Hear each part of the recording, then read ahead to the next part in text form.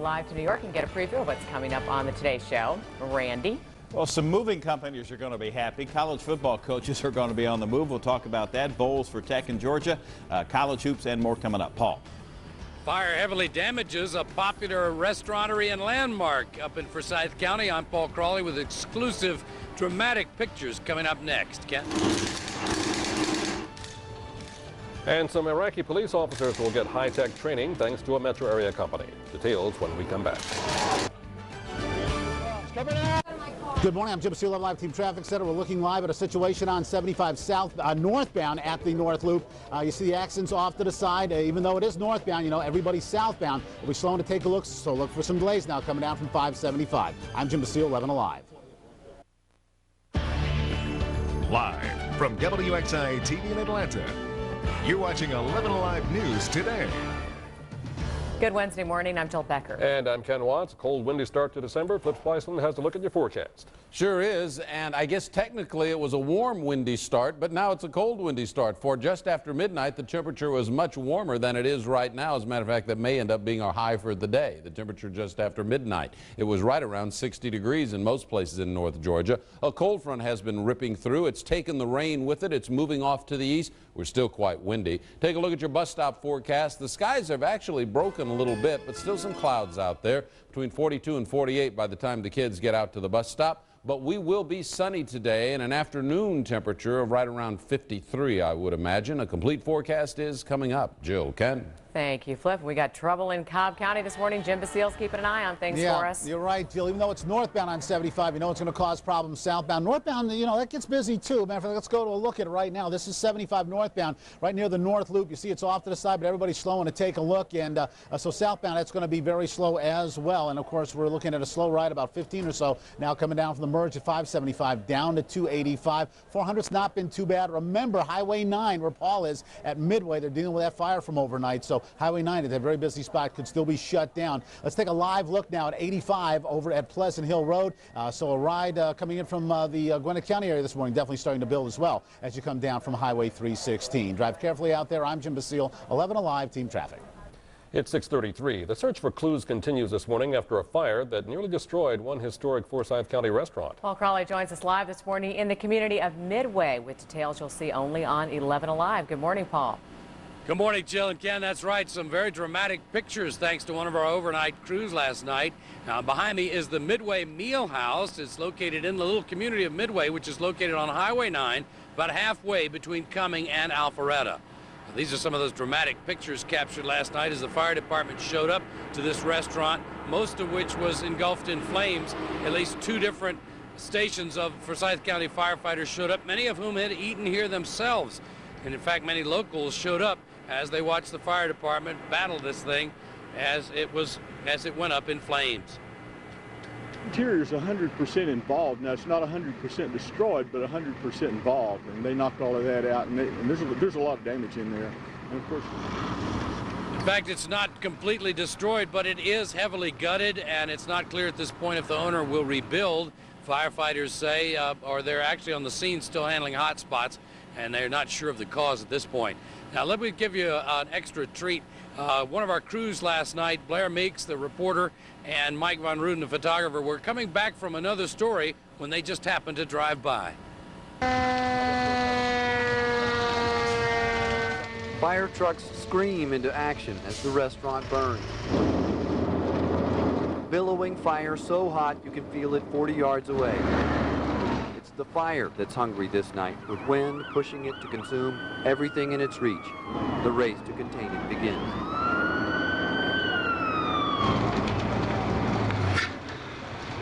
Firefighters attack, knocking the fire back, but it's done major damage.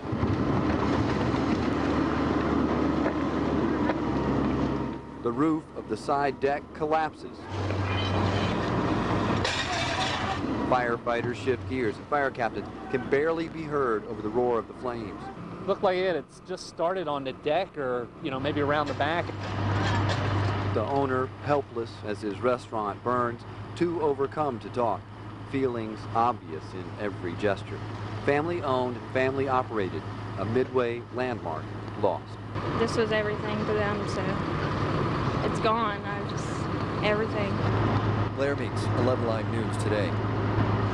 Again, that was Blair Meeks and Mike Von Ruden, the photographer, who just happened to come up on the fire before the fire department got here. They were leaving another story. Still no word on whether this restaurant can be rebuilt and on the cause of the overnight blaze. Live in Midway in Forsyth County, Paul Crawley, 11 Alive News Today. A young Cobb County girl accused of serving poisoned cake to several classmates will not be allowed back in school, at least not yet. My daughter has consistently told me and told the authorities from the very beginning that she never intended for anybody to actually eat the cake.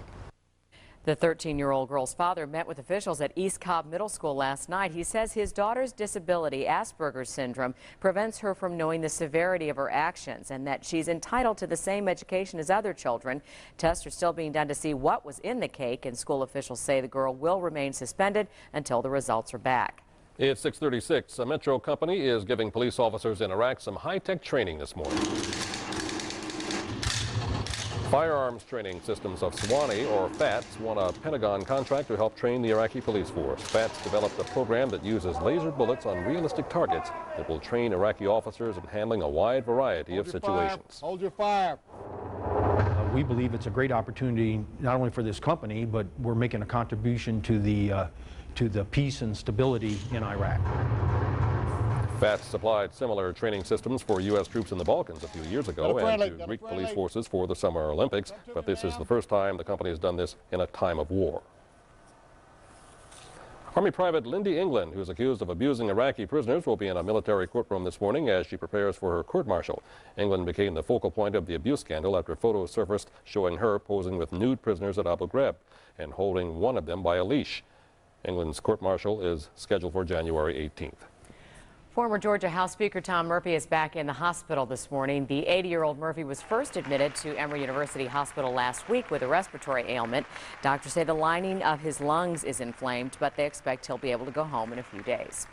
The chancellor of Georgia's university system and his wife are back in Atlanta this morning. Tom and Susan Meredith were injured in a car accident in South Carolina last week.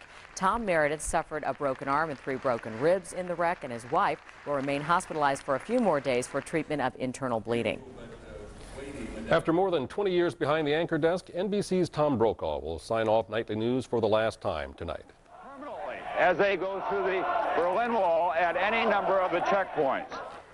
For more than 40 years, Brokaw covered the events that defined America and the world, but it was 1982 when he joined Nightly News and became an American icon. Brokaw says he's looking forward to spending more time with his family, but he'll continue to file reports for NBC every now and then. You can see Tom Brokaw's last Nightly News broadcast tonight at 6:30 right here on 11 Alive. I won't say anything else because I think Flip thinks I'm blathering on about Tom. No, but we all feel the same way. He's just a terrific guy and a great journalist. Brian Williams will do a wonderful job. Oh, that's not that. It's just Tom is leaving. So, there I go blathering again. You almost stopped yourself, you know. Jill and I both have this thing where we've worked together now just long enough where we're on the set and we can go, and the other one, no, I'm going to be quiet now. I'm not going to shut up. Take a look at your day planner for today. 49 by noontime today, and it won't get much warmer than that all day long. We've dropped down to 49 right now. Really, our high for the day would probably just after midnight, and then the cold front came racing through here with all of that wind. But nice weather ahead for the remainder of the week. All right, thank you, Flip. Let's go back to Jim Basile for a check on hot spots, including that one on I-20 in Rockdale County. Yeah, I-20 in Rockdale County, that situation is pretty much dissipated now out around the Sigmund Road area, Ken. So if you're heading in from Conyers, Rockdale County area, you may still want to try 278, not too bad. Matter of fact, let's take a live look at 285 near Highway 78 over on the east side perimeter. See, things are building there, but not moving too bad. The east side's really a pretty decent ride right now. Let's go back to the map. We want to talk about 75 real quick. Had a problem northbound right around the north loop. They got that pretty much cleared off. Everybody southbound had to slow to take a look, though. So it's still pretty slow coming down from 575. Remember, we have a snag on the ramp from 75 south to 285 eastbound as well. Let's go down to 75 on the other side of town where things are starting to build. As you come up around Hudson Bridge, about 15 or so from Hudson Bridge up to 285. It eases up a little bit past 675. Let's take a live look at 75 at the Bob White overpass, which is right near Terra Boulevard there. That traffic going up your screen, that's the northbound traffic heading into 285. You can see it's getting heavy there. And I'm Jim Basile, 11 Alive, Team Traffic. Time for 11 Alive Sports with Randy Waters. Now, the shakeup at Notre Dame is going to have a ripple effect in college football. Ty Willingham out after only 3 seasons, leaves only 2 black head coaches at the Division 1A level. While Tech and Georgia are both headed for Florida for their bowl games, Urban Meyer is the hot property in coaching right now. It's like the stock market. When somebody's hot, everybody kind of lines up. So Willingham out at Notre Dame. Meyer has a clause in his contract. He could leave Utah for Michigan, Ohio State, or Notre Dame. Chan Gailey accepted the bid for Georgia Tech to the Champs Sports Bowl December 21 in Orlando. Jackets are glad to be going south instead of west this year, probably going to play Colorado. And Georgia, it's kind of a, well, I don't know if you say rematch, but replay maybe, because in 1998 they beat Wisconsin in the Outback Bowl, and they're going to play them on January 1. It's an 11 a.m. kickoff. Both teams 9-2 going into the game. Georgia Tech unveiled a new Final Four banner at the Coliseum last night, then went out and played like they'd like to get back to the Final Four. B.J. Elder was 7 of 9 behind the three-point line. The senior from Madison had 27 points against Michigan, part of a 20-0 run that got Tech out to a huge lead in the first half. Jared Jack, 16 points, 11 assists, and that shot put them up 27 at the break. They led by 35 on numerous occasions. They win at 99-68, part of the ACC Big Ten Challenge. There's B.J. again, 3 was 27. And the good news is freshman Jeremy Smith, a dislocated kneecap Friday night against Arkansas Little Rock, will not need surgery, no structural damage, hopefully rest and rehab. And he might be back in 8 weeks or so, although they might still redshirt him. The Hawks nearly got one at home last night. They honored Ted Turner at the game, so you know you don't have a number, you just put the name on the banner and put the old logo up there. Josh Smith, well, Ted's getting a little up there in years a little bit, but this guy isn't. He is young and he is good. Josh Smith, block at one end, dunk on the other. Antoine Walker, the veteran, 36 points for the Hawks. However, the Knicks were able to get it to overtime, and Jamal Crawford at 3. They win at 110-109 in OT. 7 straight loss for the Hawks. Lenny Wilkins and the Knicks have won 4 of their last 5. Hawks were in there battling, though. Yeah. Played pretty well, actually. But, hey, live and learn. Yeah. Thanks, Randy. 6:42 up next, a look ahead at the day on Wall Street. Plus, a new way to check your credit. Elaine. And a $1 billion deal between Delta pilots and the airline takes effect today. I'm Elaine Reyes. We'll have those details coming up. Final response was... And the king of television trivia finally meets his match. A look at the longest winning streak in TV game show history coming up. He winds up. First, a look at last night's winning lottery numbers. Mega Millions, 10, 20, 22, 28, 52, and the Mega Ball 4. Cash 3, 514. Georgia Fantasy 5, 15, 17, 19, 27, 32, and Cash 4, 7916. On December 3rd, a competition so fierce, a rivalry so intense, the quest for 11Alive's Canathon Cup. Okay, guys, we gotta get ready to win. Lots of cans means lots of winning. You take the cans, you put them in the bins, morning team wins. Get them in, get them out. We need lots of cans to win. We need those cans right away. Support your favorite team December 3rd, because everyone wins when you donate canned goods to 11Alive's Canathon. When you see news happen, alert the 11Alive newsroom. Call star 11. This just into 11Alive News. Be part of the 11Alive news team. Call star 11 from your singular wireless phone. 6:45. It is about 40 degrees out there. I'm Jim Basile, 11Alive Team Traffic Center. And I got to tell you, if you're coming in from Douglas County this morning, it is going to be a slow one. Let's take a look right now at I-20 out around Thornton Road. You can see that's a very slow ride. It's slow one coming in from around Highway 92 this morning. At least 30, 35 from Highway 5 in Douglasville all the way into 285. So a very slow ride over there. Now, as Ken was telling you earlier, we were talking about the situation on I-20. Even though over in Conyers, this problem at Sigmund Road, pretty much in clearing stations, we're hearing about slow traffic back toward 138. So you may want to try 278 Covington Highway as your alternate. Over on the east side, not bad. Definitely building now around Highway 78. Not too bad. Let's take a live look, though, coming out of Gwinnett at I-85 in Pleasant Hill. And you can see we're starting to build there in both directions, basically, over in Gwinnett County. And I'm Jim Basile, 11Alive Team Traffic. Time for 11Alive weather in partnership with the Weather Channel. Here's Flip Spiceland. A windy start to this day, and that's thanks to the cold front that came ripping through here in the overnight hours. Brought us rain, just as we told you it would. The rain held off. It got here quite late. We thought we might see some showers yesterday afternoon. No, it was well into the night before the rain began. It's now well past us now. Still some rain in the eastern part of our state and southern part of our state, but still very blustery conditions as the front continues to push through the area. We now have a northwesterly wind, and the temperature's been dropping like crazy since midnight. Paul Crowley out there in Cummings says that it's dropped 12 degrees just since he's been out there this morning. I believe it. I'll tell you, it's been dropping at Hartsfield-Jackson at the rate of about 3 degrees an hour. As a matter of fact, we've probably already hit our high temperature for the day. Let's take a look at our current conditions at Hartsfield-Jackson. They're reporting partly cloudy skies. Look at the flags down at Centennial Olympic Park. They're just absolutely starched in that stiff breeze. We're at 49 degrees right now, humidity at 77%. Along with the wind, the air is beginning to dry out. A northwest wind at 14. An hour ago it was at 17. I'm not getting reports of any great gusts out there, but sustained winds in some places up to 20 miles an hour. The barometric pressure is rising, and that is because, as you take a look at our forecast weather map, this area of high pressure that is moving in behind the cold front that's moving offshore. But the good thing about this map is there ain't nothing on it, and that means nothing headed our direction over the next several days. We're going to see very nice weather. Temperatures right now cooling from west to east. It's 46 at Rome and 51 at Athens. Matter of fact, over in Huntsville, it's down to 38 right now. Tonight, we're going to be close to that freezing mark here in Atlanta. Let's take a look at the forecast.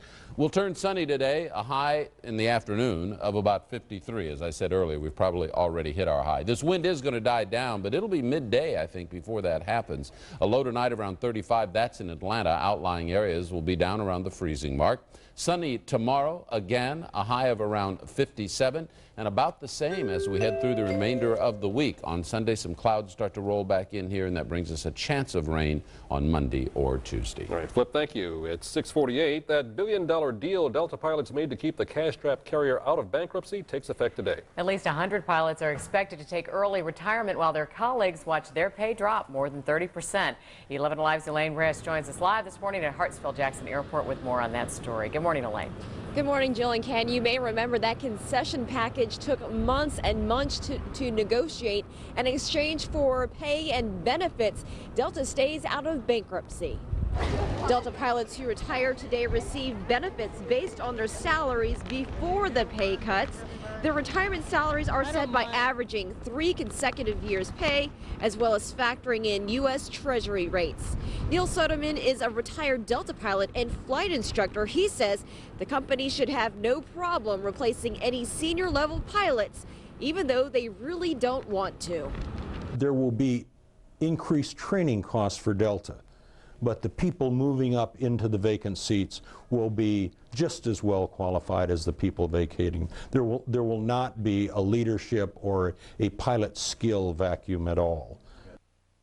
And the pilots union won't know exactly how many pilots will retire until later on today, but they are predicting at least 100. Reporting live from Hartsfield-Jackson International Airport, Elaine Reyes, 11Alive News Today. Thank you, Elaine. Leaders in Cobb and Cherokee counties are expressing support this morning for a plan to build express toll lanes along Interstate 75 and 575. A private consortium wants to build 26 miles of toll lanes for cars and a new rapid transit system of train-like buses. The DOT has a similar plan, but the private group says its plan will be finished as much as 7 years earlier. It's 6:50. Wall Street gets back to work this morning looking for a win. Stocks lost more ground during Tuesday's session as investors were concerned about an unexpected drop in consumer confidence. It was still a good month overall as the markets posted substantial gains during November. The Dow dropped nearly 48 points and starts the day at 10,428. The Nasdaq was off 10 points at 2,096, and the S&P was down about 5 points at 1173. A new law that offers consumers more protection kicks in today. It requires the nation's 3 major credit reporting agencies, including Atlanta-based Equifax, to offer consumers 1 free credit report each year. You can request a free credit report on the internet at annualcreditreport.com or by calling 877-322-8228. Georgia law already allows consumers to get 2 free credit reports a year. For the first time in 6 months, there's a new Jeopardy champion this morning. In Jennings right now, and his final response was FedEx. His wager was 5601. he winds up. Jennings' amazing winning streak finally came to an end yesterday. In Final Jeopardy, Jennings met his match in real estate agent Nancy Zerg. Jennings' streak began June 2nd. He won 74 straight games, the longest run in TV history, and raked in more than $2.5 million, the most ever won on a game show. During the streak, Jennings answered over 2,700 questions correctly. What an amazing run.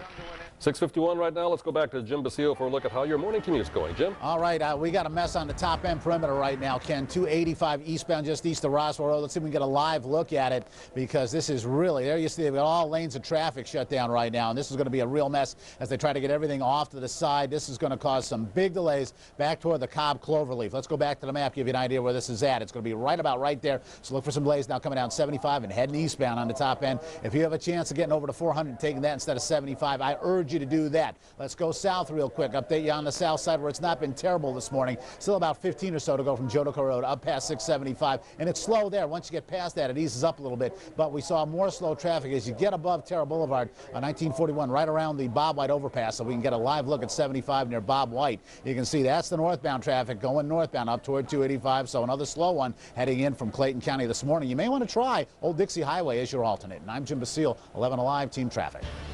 It's 6:52. When we come back, we'll have an update of our morning's top stories. A local educator accused of shooting his wife and another woman is back in court this morning, and fire nearly leaves a historic Forsyth County restaurant in ashes. Stay with us.